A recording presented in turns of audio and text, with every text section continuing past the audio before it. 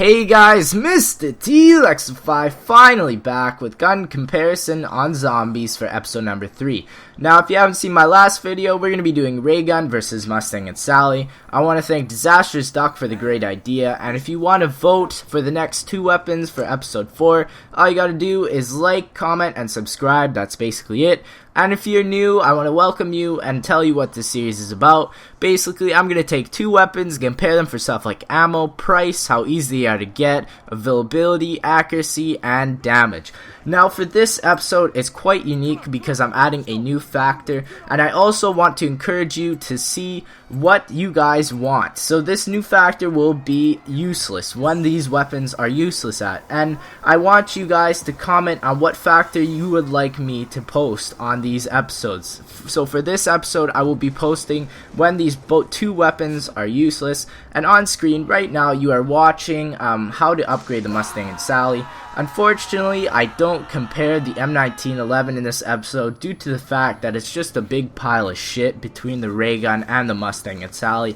But anyways, enough with the jibber jabber, let's get into this. So the ray gun ammo has 160 ammo plus the 20 in the clip. Now the Mustang and Sally has 50 total ammo plus the 12 in the clip, and half of that is distributed into each gun, so 6 for the left Mustang and Sally and 6 for the right Mustang and Sally.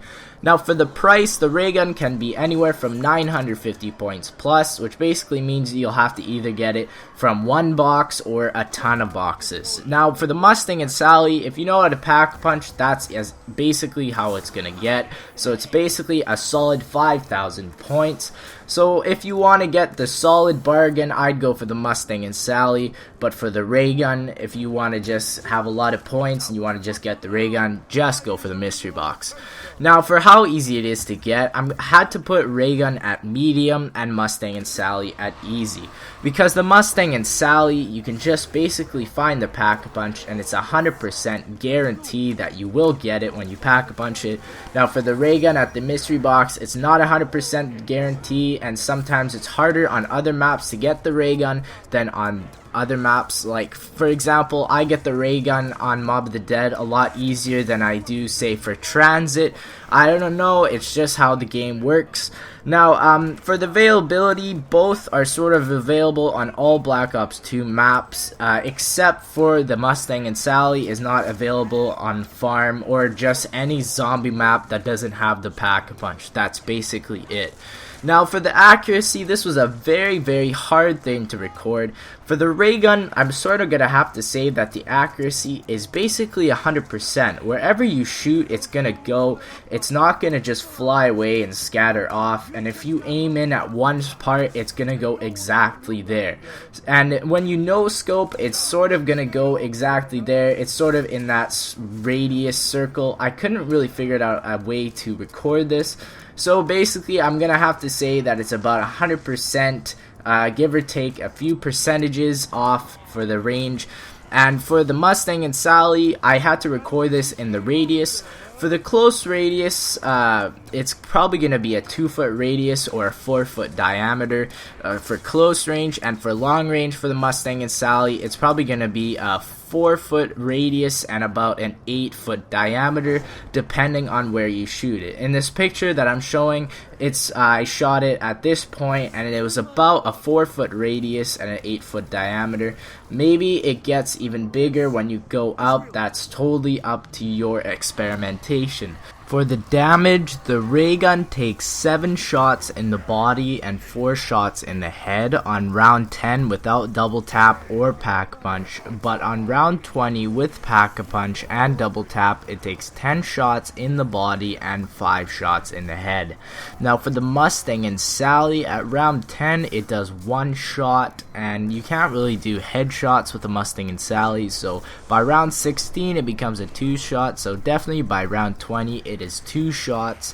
Now for the useless factor, the new factor that's in this episode, I'm gonna have to say that the ray gun starts becoming useless at about round 60 to 70, sort of around there. I know you might think, wow, that's actually kind of ridiculous, but yeah, the ray gun, if you keep just cycling it through the box, it still gets some damage done at those really high rounds. And Yeah, that's what I'd say it's useless at. For the Pack-a-Punch, maybe give or take a couple of rounds. And for the Mustang and Sally in Black Ops 2, it's probably useless at about round 40 or 50. I definitely do have to say that the ray gun is definitely a bit better. So for the winner of this challenge, or of this episode, is...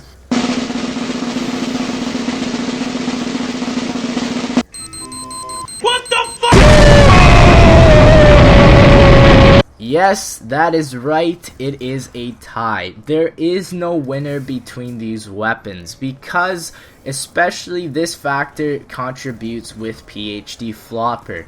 If you have PhD Flopper, both these weapons are good, but I'd have to say the Mustang and Sally wins.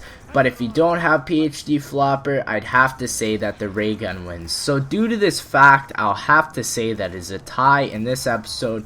So remember guys, if you want to see more, like, comment, and subscribe to vote. And also make sure to put something, say add what the reload time is for the next 2 guns, and I will choose that for the next factor on episode 4. So thank you guys, thank you again for 800 subscribers, love it, thank you one more time, and I'll see you guys later.